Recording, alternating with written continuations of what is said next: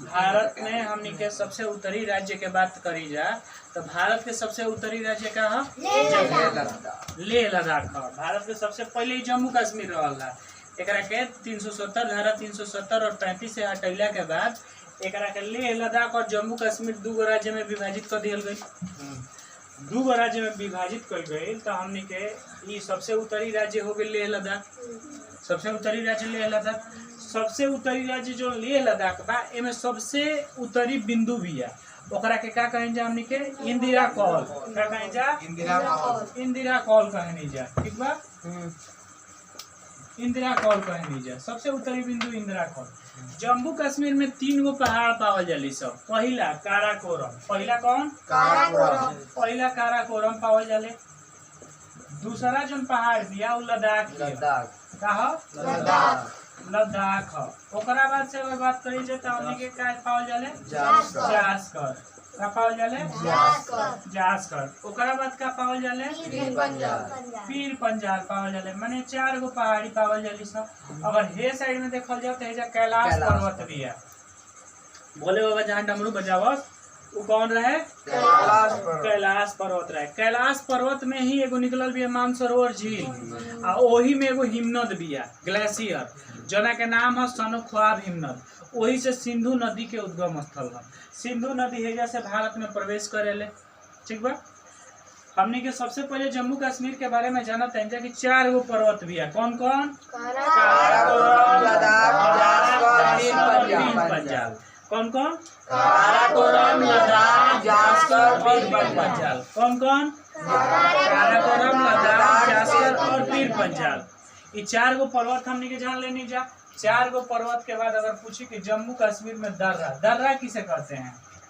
पहाड़ों को काट कर बनाए गए रास्ते को क्या कहते हैं? दर्रा या इंग्लिश में पास कहते हैं। ठीक बा। पहाड़न के काट के जो दर्रा बनावल जी ओकरा का कहब जा? पहाड़न के जो काट के रास्ता बनावल जी ओके का कहब जा? दर्रा कहब जा। दर्रा जो नहीं देखो दर्रा हेजा से देखो हेजा से एगो दर्रा गई भी है एगो हेजा से दर्रा गई भी है। एगो दर्रा हेजा से आवेला एगो दर्रा हेजा से आवेला। जवन भारत के अफगानिस्तान से दर्रा जोड़े ले वो दर्रा के का कहनी जाती है? बुर्जिल दर्रा। भारत को अफगानिस्तान से जोड़ने वाली दर्रा यानी कि सबसे ऊपरी हिस्सा में कौन दर्रा भी है? बुर्जिल दर्रा। और भारत के चाइना से जोड़ती है वो दर्रा काराकोरम दर्रा। काराकोरम दर्रा। जम्मू कश्मीर में बड़ी सब लेह लद्दाख में दोनों बड़ी सब। और एगो दर्रा भी है जो जम्मू से कश्मीर से और लद्दाख के जोड़े ले दर्रा के नाम का बनिहाल दर्रा। कौन दर्रा? बनिहाल दर्रा। ओकरा बाद से हमें के एगो और पढ़ ले रहे जाए हेजा एगो दर्रा भी ओकरा का कहने जोजिला दर्रा बा जो जम्मू कश्मीर से हिमाचल प्रदेश के जोड़ेला ओके का कहन जा? यानी 4 गो दर्रा पढ़ लेनी जा। बुर्जिल दर्रा, काराकोरम दर्रा, बनिहाल दर्रा और जोजिला दर्रा। बुर्जिल दर्रा। बुर्जिल दर्रा कौना कौना के जोड़ेला? भारत के अफगानिस्तान से। बुर्जिल दर्रा के बाद काराकोरम दर्रा कौना के जोड़ेला? चीन और लद्दाख। काराकोरम के बाद हमने के पढ़नी है कौन दर्रा? बनिहाल दर्रा। बनिहाल दर्रा लद्दाख से कश्मीर से जोड़ेला। और देखो जोजिला दर्रा पढ़नी है। जोजिला दर्रा पढ़नी है के जम्मू कश्मीर और हिमाचल प्रदेश। एगो क्वेश्चन पूछेला कि मुख्य फसल जम्मू कश्मीर की मुख्य फसल क्या है? जम्मू कश्मीर की मुख्य फसल केसर और सेव है। जम्मू कश्मीर की मुख्य फसल क्या है? केसर और सेव है। जम्मू कश्मीर की मुख्य फसल केसर और सेव है। ओकरा बाद से तारा लोग से क्वेश्चन पूछे कौन कहाँ केसर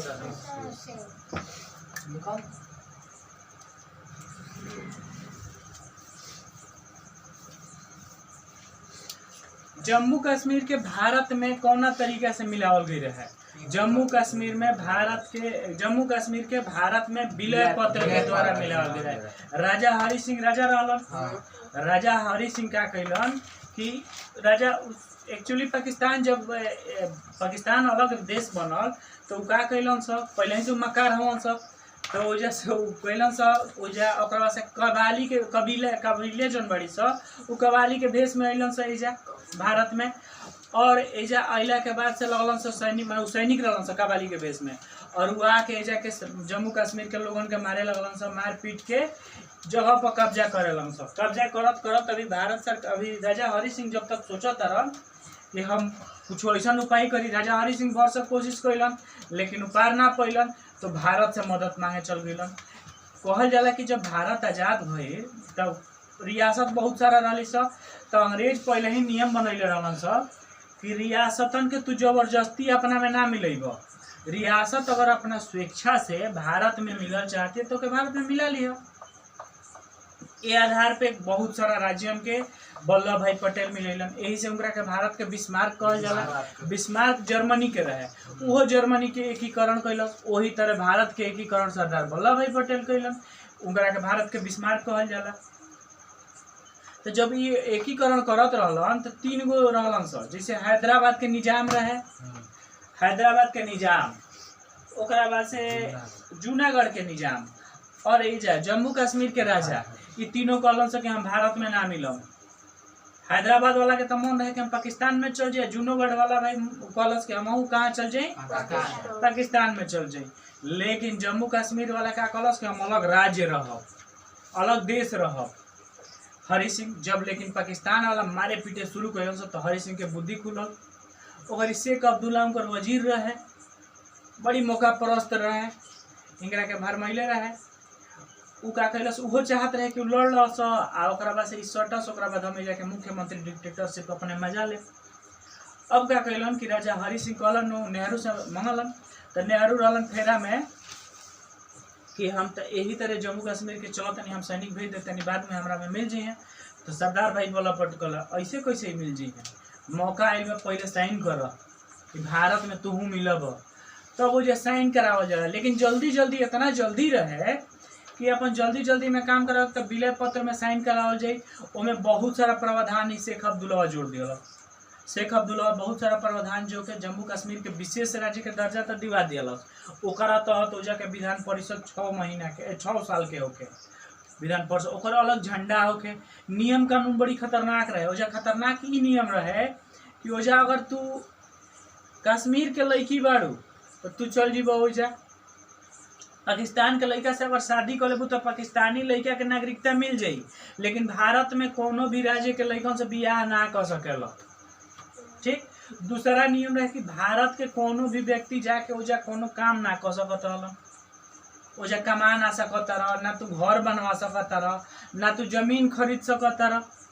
अब बताओ देश में होते हुए भी विदेशी लागे। अब एकरा के तहत देखते हुए का कल गई नो कि धारा 370 पर बात चले लगा। तो धारा 370 तो अभी भी पूर्ण रूपेण हटल नहीं। अगर धारा 370 हटी तो जम्मू कश्मीर हट जी। धारा 370 के वजह से जम्मू कश्मीर भी है। तो धारा 370 में कुछ रही से, जैसे अनुच्छेद जन रही सन 370A, 370B, 370C ए तरी नियम रही सर, तो उनमें कुछ पॉइंट हटा दिया गई और 35A के पूर्ण रूप से हटा दिया गई। एक तहत जम्मू कश्मीर भारत के अभिन्न हिस्सा बन गई। जब जम्मू कश्मीर अभिन्न हिस्सा बनल है तो लेह लद्दाख और जम्मू नाम के 2 राज्य बना लेह लद्दाख और कश्मीर नाम के 2 राज्य बना दिया गई है। लेह लद्दाख अलग हो गई और एथी हो गई। लेकिन जो पाक ऑक्युपाइड ओकरी कब्जा कैले रहन स ओकर 30% हिस्सा पीओके में हो जाला। जब पाकिस्तान कब्जा कैले बा ओजा 2 जिला हो जाले, गिलगित और बाल्टिस्तान। गिलगित और बाल्टिस्तान हो जाले। हे साइडवा में हो जाले आजाद कश्मीर। ठीक बा, हे साइड में आजाद कश्मीर।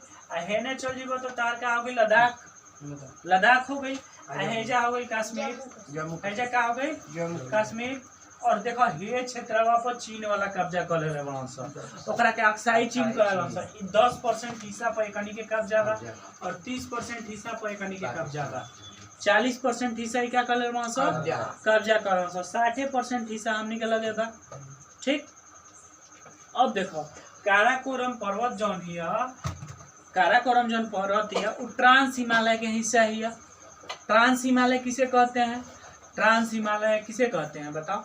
ट्रांस हिमालय ओके कहल जाला जौन हिमालय के निर्माण से पहले ही होखे और हिमालय से अलग एगो श्रेणी होखे। हिमालय के निर्माण से पहले ही काराकोरम श्रेणी के उत्पत्ति हो चुका रहे और काराकोरम जो श्रेणी भी है और सबसे ऊंची चोटी के नाम है गाडविन आस्टीन या K2। उहे भारत के सबसे ऊंची चोटी है। कहा भारत की सबसे ऊंची चोटी। कभी कभी विवादित दिमाग में ये चली आवेला कि जब जो गाडविन आस्टीन है K2 उ तो POK में बा तो काहे हमनी के भारत के कहे जाता। POK का उनकर थोड़े है कश्मीर के।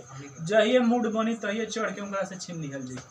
क्या कल जी जहिए मूड बनी तहिए उनका लोग के बस भारतीय सेना के जो बिहार रेजिमेंट वाला बांस हमनी के रेजिमेंट वाला बांस आ गोरखा औरखा है कुल उत्तर प्रदेश के उ छोड़ा रेजिमेंट छोड़ा है जैसे NCC के लड़का बलुइया में जो दौड़े लन सा उ अगर हो चल जा सन तो उनकरा लोग के फाड़ फूड़ के मैं जम्मू कश्मीर कब्जा कर ले यहीं से ओ कनिए के कम नहीं खान सा बिरगू बाबा की जय बोलिए सा आ तुरंत कब्जा करके चल नहीं है। ठीक भीरगू बाबा के नाम पे बहुत जगह उलट पलट दिया जाला तो भीरगू बाबा के जय पर हमनी के गए थी POK के ना उठा ले जा एगो बढ़ियो काम हो जाई आ कोई दिल जी के लइका कइले वहां से। ठीक बा ता हमनी के POK के भी ले सके नहीं जा। ओकरा बाद से जम्मू कश्मीर के विषय में अगर हमनी के बात करी जा तो जम्मू कश्मीर के विषय में कुछ फैक्ट हमनी के बात करब जा। जैसे जो POK बिया जोना के हमनी के POK जोन बिया ओकर राजधानी बनावल गई जोना के नाम का रहे मुजफ्फराबाद। POK के राजधानी क्या मुजफ्फराबाद ही है। ओकरा बाद से हमनी के जो भारत के सबसे ऊंचा युद्ध स्थल कहाँ स्थित भी है लद्दाख में भी है ना भारत के सबसे ऊंचा युद्ध स्थल सियाचिन। अच्छा भारत के एगो सियाचिन जो ग्लेशियर भी है भारत और पाकिस्तान के बीच में विवादित रहे ओकरा के भारत और पाकिस्तान में 1984 में क्या कल गई मिला लिहल गई। ठीक बा ऑपरेशन मेघदूत द्वारा ओके क्या कल गई भारत में मिला लिहल गई। ठीक बा जम्मू कश्मीर के विषय में बहुत सारा चीज हमने के जानवे नहीं है। ठीक बा जम्मू कश्मीर के अलावा जब हम तारा लोग के पढ़ैले रहे बहुत सारा चीज भारत के विषय में भी हम पढ़ैले रहे। भारत के विषय में हम तारा लोग का पढ़ैले रहे सबसे उत्तरी बिंदु भारत के जो सबसे उत्तरी बिंदु है ओकर नाम का है भारत के जो सबसे उत्तरी बिंदु ओकर नाम है इंदिरा कॉल। भारत के जो सबसे उत्तरी राज्य का है लेह लद्दाख में हेजा से देखो अफगानिस्तान भारत के साथ सबसे छोटा बाउंड्री के बनावेला अफगानिस्तान मात्र 40 किलोमीटर बाउंड्री बनावेला। ओकरा बाद से हे साइड में देखो तब पाकिस्तान बनावेला। ठीक बा भाई से दुश्मन बन गई पहले हमनी के भाइये न रहे हमनिए में से अलग भइल एक ही माई के दोनों बेटा लेकिन दोनों एक दूसरे के देखल ना चाहेलन सब। एकरा पीछे राजनीतिक कारण भी है लोगन के मानसिकता भी है जौन भी होके एकरा में बहुत सारा विवाद हो गई बड़ी सब पाकिस्तान हो गई अफगानिस्तान हो गई हई जौन भी है कौन हो गई लेह लद्दाख के बगल में क्या बा जम्मू कश्मीर। लेह लद्दाख में हमने की हेजा जो दर्रा पड़नी है जो कौन दर्रा रहा गुर्जिल दर्रा। लेह लद्दाख के अफगानिस्तान से जो दर्रा जुड़त रहा गुर्जिल दर्रा। हेजा जो चीन से जुड़त रहा काराकोरम दर्रा रहा। हेजा हमने के जो दर्रा के बात करत रहे जो कौन दर्रा जोजिला दर्रा रहा। और जम्मू कश्मीर के हेकरा से जो जुड़त रहा लद्दाख के ओके बनिहाल दर्रा। 4 गो पर्वत के बारे में बात करनी है जा काराकोरम लेह लद्दाख काराकोरम लद्दाख और जास्कर और पीर पंजाल है जा हमने के कहनी है जा। पीर पंजाल के नीचे अगर हिमाचल प्रदेश में हमने के आई जाते एगो और पर्वत श्रेणी है जना के नाम है धौलाधार। क्या नाम है यानी कि हमने के 5 गो पर्वत पढ़ लेनी जा कौन 5 गो पर्वत पढ़नी जा। 5 गो पर्वत माने कौन कौन रहे काराकोरम लेह लद्दाख जास्कर पीर पंजाल धौलाधार पढ़ लेनी जा। अब देखो इतना हमनी के जब पढ़नी जा तो एक बात से हम तारा लोग के बतैले रहे कि भारत के भौतिक आधार पे भारत के कितना प्रकार से विभाजन कर गया 5 प्रकार में 5 प्रकार से मुख्यतः विभाजित कर गया। पहला उत्तर का पर्वतीय भाग है ना देखला हर 4 गो पर्वत है जा एगो 5 गो पर्वत है जा हो गई। ओकरा बाद से है ना देखो है जा एगो नंगा पर्वत भी नंगा पर्वत से नमचा पर्वत तक हिमालय के विस्तार बा। नंगा पर्वत से कहाँ तक? नामचा बरवा तक हिमालय के विस्तार हो जाता। हिमालय के 3 गो बा हिस्सा, बृहद हिमालय, मध्य हिमालय, लघु हिमालय, जना शिवालिक कहल जाला। ओकरा बाद से हमने के जब बात करी जाए, जब ये तीनों पर्वत पार करबो तो ये नीचे एरिया में कौन हो जाला? उत्तर का मैदानी भाग। पहला कौन हो गई? उत्तर का पर्वतीय भाग, पर्वतीय भाग के बाद उत्तर का मैदानी भाग, उत्तर के मैदानी भाग के बाद कहा जाए तो दक्षिण के पठारी भाग, दक्षिण के पठारी भाग। 3 गो पढ़ लीजिए, दक्षिण के पठारी भाग। और भारत के तटीय क्षेत्र या तटीय भाग कब हो गए? भारत के तटीय भाग 4 गो पढ़ लेनी जा।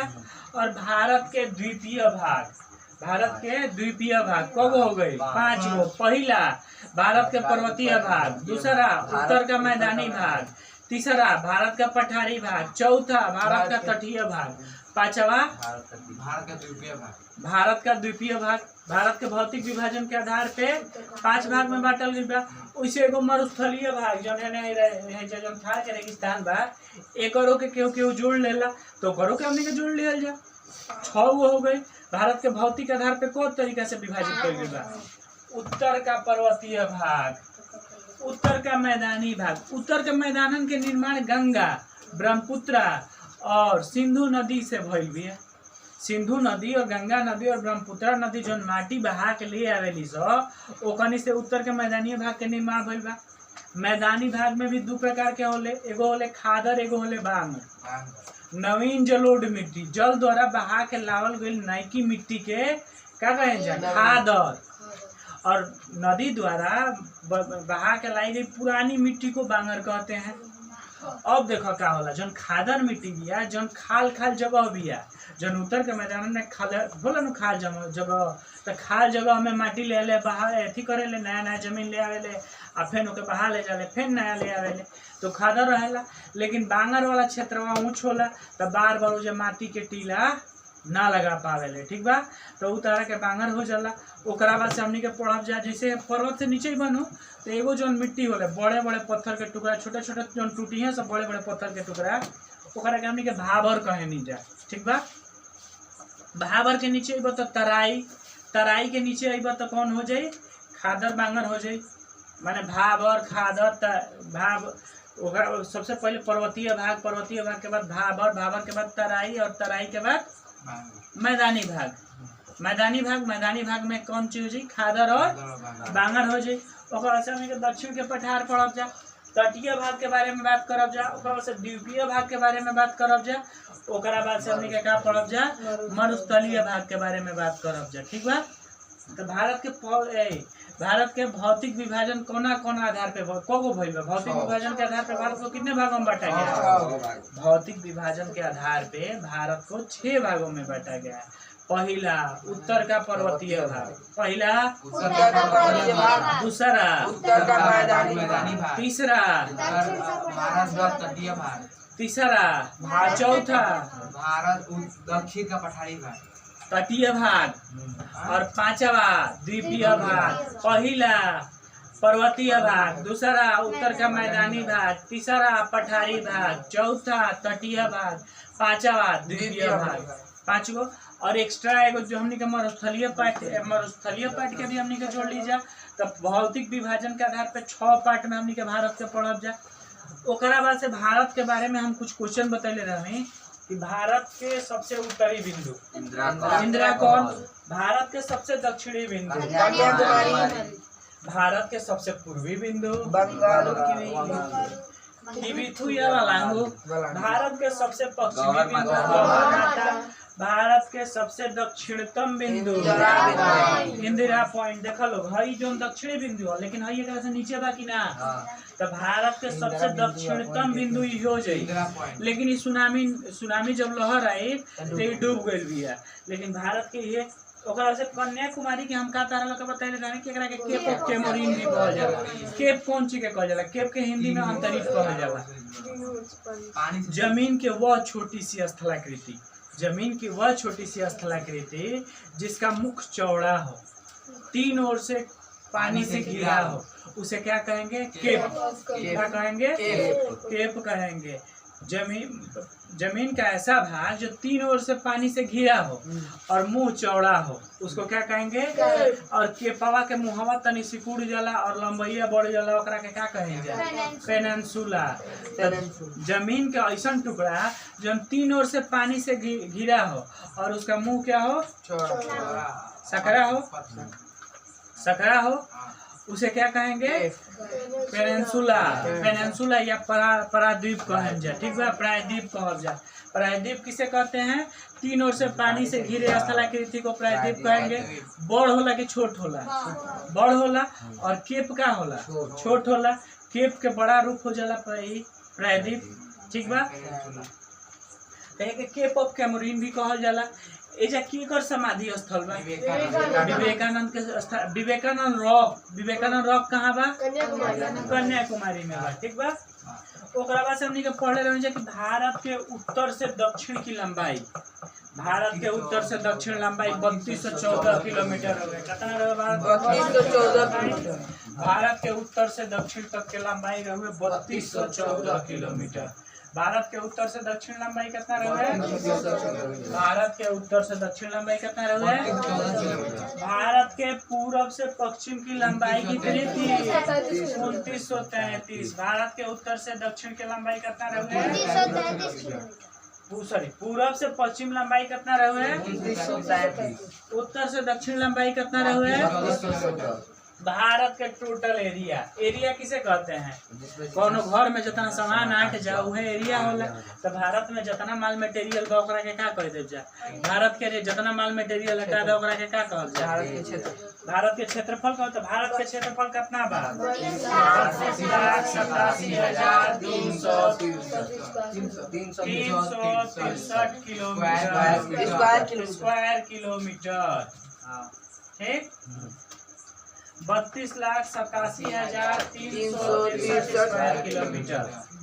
भारत के स्थलीय सीमा देखो, जमीन से जौन टच कैले बा हई, भारत के स्थलीय सीमा की लंबाई 15,200 किलोमीटर। भारत के स्थलीय सीमा की लंबाई 15,200 किलोमीटर। अब भारत के जलीय सीमा की लंबाई 6100 किलोमीटर।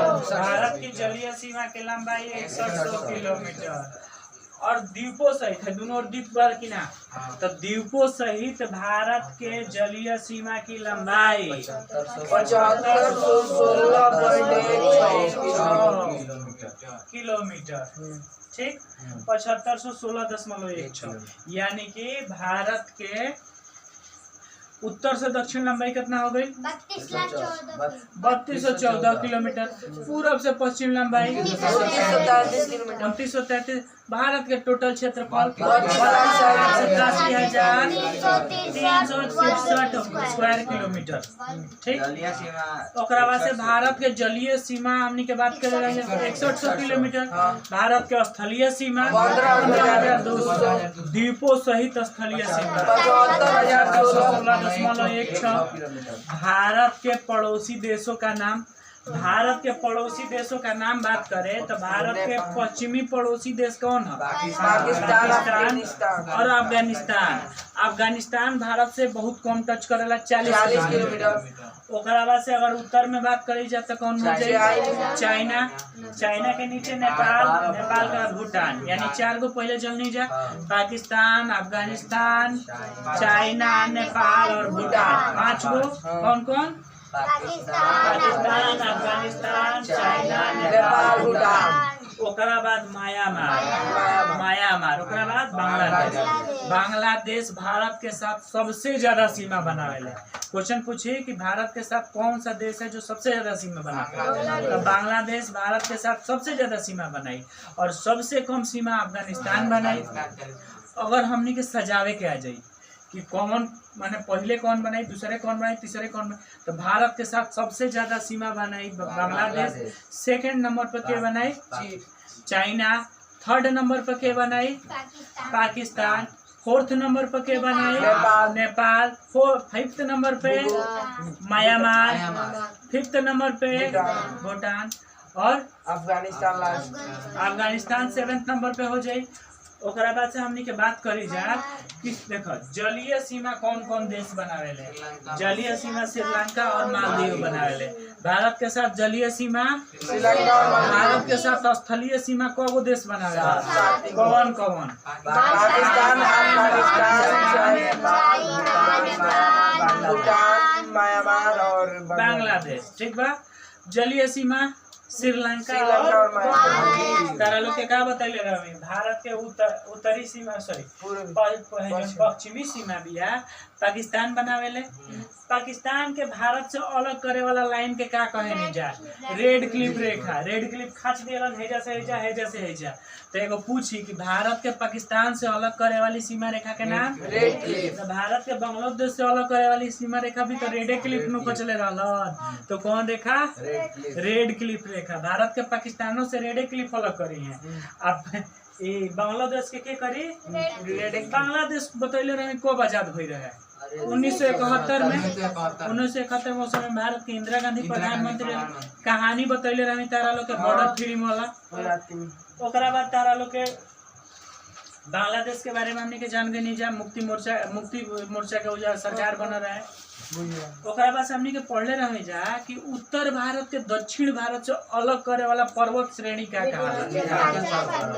उत्तर भारत के दक्षिण भारत से अलग करे वाला पर्वत श्रेणी कौन रहुए? विंध्याचल पर्वत रहुए।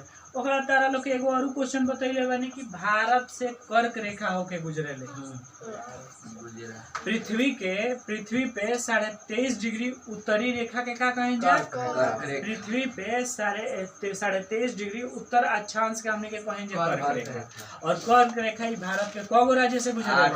8 गो। पहला गुजरात, दूसरा राजस्थान, तीसरा, चौथा, पांचवा, 6, 7, 8।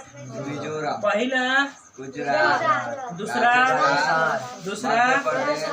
तीसरा चौथा पांचवा 6, 7, 8 मिजोरम। बतैले रहे कि भारत ही नहीं पूरे दुनिया में सबसे ज्यादा वर्षा वाला स्थान भारत में कहाँ? मानसीराम कहाँ बा? कहाँ है बरसे बारिश? 3 गो पर्वत बा गारो खांसी जयंतिया। का होला कि 3 ओर से माने बादल ढुके के तो ढुक जाला लेकिन ओमे से निकल ना पावेला। कोनो ना कोनो पहाड़ से टकरा के बारिश करा देवेला। तो सबसे ज्यादा बारिश वाला स्थान मानसीराम। भारत के जो थार मरुस्थल बा कहाँ बा? अच्छा है भारत के बारे में हमने के पढ़ने जो ऊपर के 3 गो पर्वत के 4 गो पर्वत 5 6 गो पर्वत के बारे में हमने के जान गए जा। ठीक बा। गारो खांसी जयंती हमने के जान गए जा। गारो खांसी जयंती नाम के जनजाति भी बाड़ी सब मेघालय में। मिजो पर्वत जाने जा। मिजो नाम की जनजाति हमने के जाने जा। ठीक बा। भारत के बारे में हमने के इतना कुल जाने है जब भारत के बारे में 4 मीनार के बारे में हमने के बात कही नहीं है जब बनने की जो कहले। लेकिन भारत के 4 मीनार हैदराबाद में बा। 4 मीनार कहाँ बा? कुतुब मीनार कहाँ बा? दिल्ली। कुतुब मीनार दिल्ली। लाल किला दिल्ली। फतेहपुर सिकरी आगरा के पास। ठीक बा। अच्छा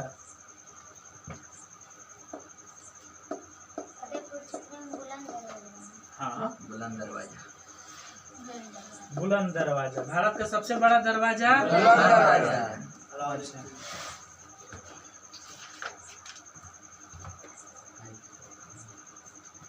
इतना तो लगभग बतैले रहे भारत के विषय में। भारत के विषय में कुछ पूछा था? हाँ भाषा मैप पर सीखल जी। भारत के विषय में भारत सरकार द्वारा 22 गो भाषा के मान्यता दिहल गई बा। कौ गो भाषा के मान्यता दिहल बा? भारत में 43% लोग हिंदी भाषी बा। जब भारत आजाद होत रहे तो बहुत लोगन के मानना रहे न कि भारत के राष्ट्रीय भाषा हिंदी को दिहल जाए। काहे कि भारत में सबसे ज्यादा हिंदी भाषी लोग बा। और ये बहुत बढ़िया चीज होला कि कोनो देश की एगो भाषा रहे और देश के विकास होके में बहुत बढ़िया भूमिका निभावेला। सब कहल कि ठीक बा भारत के हिंदी के राष्ट्रीय भाषा कोई दिहल जाए। गांधी जी भी कहलन, लोकमान्य तिलक मराठी रहलन उहो कहलन। इवन साउथ इंडिया के लोग भी कहल न कि हमने के कह दिहल जाए। लेकिन जैसे भारत आजाद भइल सब पाला झाड़ दिलस। उ सोचलस न कि अगर हमनी के भारत के राष्ट्रीय हिंदी के राष्ट्रीय तो हमनी के भाषा के विलोपन हो जाई। अब उ का कैलन से न कहलन से कि ना हमनी के हिंदी के राष्ट्रीय भाषा ना कहल जाए, तो हिंदी के राजकीय भाषा माने राजकाज के भाषा दिहल गई और कहल गई न कि जो अंग्रेजी बा भारत में लगातार दस्तावेज में चलन में बा, तो 15 साल तक एकरा के का कइल जाई चलन में रखल जाई। जैसे ही हिंदी एक जगह ली ओकरा के का कइल जाई अंग्रेजी के हटा के हिंदी ही कह दिहल जाई। लेकिन हमनी के भारत की विडम्बना भी है कि आज भी अभी हिंदी भाषा के पूर्ण रूप से उतना मान्यता नहीं है, अंग्रेजी के भाव देनी जाए। और इतना हमनी खातिर शर्म के बात भी है कि यूपीएससी में भी जो लड़का सेलेक्ट होलन स वो इंग्लिश मीडियम के लड़का होलन स, ना कि हिंदी मीडियम में बहुत रेयर 36 गो 24 गो 42 गो एकरा से ज़्यादा रिजल्ट ना होला। एकरा पीछे हमनी के यह सिस्टम भी है, वन देश वन लैंग्वेज रही तो हमनी के एकर फायदा मिली। एकरा चलते हमनी के बहुत सारा जगह पे गांव के लेकर विशेष मार खा जालन स। कारण ये भी है कि जरा लगे अंग्रेजी मीडियम के पैसा एफोर्ड करे लायक बा कह सकेला, हमनी के तो एफोर्ड ना कर सके नहीं जा, तो हमनी के हिंदी मीडियम में पढ़े नहीं जा और जा मार खा जा नहीं जा, मार भी ना खा नहीं जा तबो हमनी के लड़ल ना छोड़े नहीं जा। तबो हमनी के रवि सिहाग नैसन योद्धा जौन बना स जौन 3-3 हाली यूपीएससी के एग्जाम निकाले रहन स, बहुत सारा हिंदी मीडियम के निकाला तरह से, तो हमनी के भी हिंदी मीडियम से निकाल लेवे के बाद निकाले के बाद हमने के हिंदी मीडियम और इंग्लिश मीडियम के बीच के दूरी के कम करे के बा। कैसे? अपन मेहनत और पढ़ाई के दम पे, ठीक बा। तब भारत में जब एथी कल गई तब 22 गो भारत में जब भारत के संविधान बनल उस समय 22 गो मान्यता ना रहे भाषा के, 14 गो भाषा के मान्यता दिहल गई रहे। लेकिन धीरे धीरे संविधान में संशोधन भइल, भाषा के भी अदर भाषा के भी मान्यता दिहल गई। अभी के डेट में भारत में 22 गो भाषा के मान्यता दिहल गई बा। जैसे जम्मू कश्मीर की ओर जइबो तो सिंधी भाषा भी है, जम्मू कश्मीर में कश्मीरी और सिंधी भाषा भी है, पंजाब में पंजाबी हो जी, हरियाणा में हिंदी, उत्तराखंड हिंदी, हिमाचल प्रदेश हिंदी, यूपी हिंदी, ओकरा बाद से बहुत सारा बिहार में भी जीवो, झारखंड में जीवो, सब में हिंदी बोल जी, बंगाल में जीवो बंगाली, उड़ीसा में जीवो तो उड़िया है ना, जीवो तो द्रविड़ भाषा है, द्रविड़ भाषा में मलयाली, तेलुगु, कन्नड़ ओन्नड़ ये सब आ जाला। तो अलग अलग भाषा हमनी के 22 को मैप से तैयार कर लिया जाए, ठीक बा। हमनी के नेक्स्ट दिने क्या करे के बाद, नेक्स्ट दिने हमनी के पढ़े के बाद सभी दर्रों के नाम, सभी दर्रों के नाम मैपिंग विधि द्वारा, पहाड़ के भी नाम पूरा हमनी के मैप पर करे के बाद। जब पहाड़ हमनी के पढ़ ले जा और दर्रा पढ़ ले जा, ओकरा बाद से भौतिक विभाजन के आधार पे हिमालय के विस्तृत अध्ययन करब जा और उत्तर के मैदानी भाग के विस्तृत अध्ययन करब जा, ओकरा से पठारी भाग के अध्ययन करब जा, ओकरा बाद से कौन चीज के हमनी के तटीय मैदान के विस्तृत रूप से, ओकरा बाद से द्वीपन के बारे में पढ़ब जा और द्वीप पढ़ला के बाद मरुस्थल के बारे में भी हमनी के पढ़ब जा। ओकरा बाद से भारत के भूगोल के बारे में, भारत के भूगोल में परिवहन हमनी के पढ़े के बाद, परिवहन पढ़ला के बाद हमनी के बहुत सारा चीज उद्योग पढ़े के, कृषि पढ़ब जा। ओकरा से भूगोल खत्म कैला के बाद हमनी के हिस्ट्री के शुरुआत करब जा, ठीक। साइंस के क्लास लगभग बीच बीच में चलते बाद 3 दिन भूगोल चलता, 3 दिन साइंस चलता और 1 दिन एक्स्ट्रा में जोड़ लिया जी और भी कोनो एगो सब्जेक्ट समसामयिक ही चल जाई। उस समय में करेंट अफेयर के 1 दिन क्लास चल जाई और रोज तारा लोग के कुछ क्वेश्चन दिए, रोज तारा लोग के 15 से 20 गो क्वेश्चन दे, 15 से 20 गो जो क्वेश्चन दे ओकरा के रोज तारा लोग के का करे के बा, तैयार कर लेवे के बाद रोज तारा लोग के जा हम ई क्वेश्चन याद कर ला। वीडियो बंद कर जब कह तब चालू करी, रोक दे, सीधे बंद कर दी, बंद करना है वीडियो।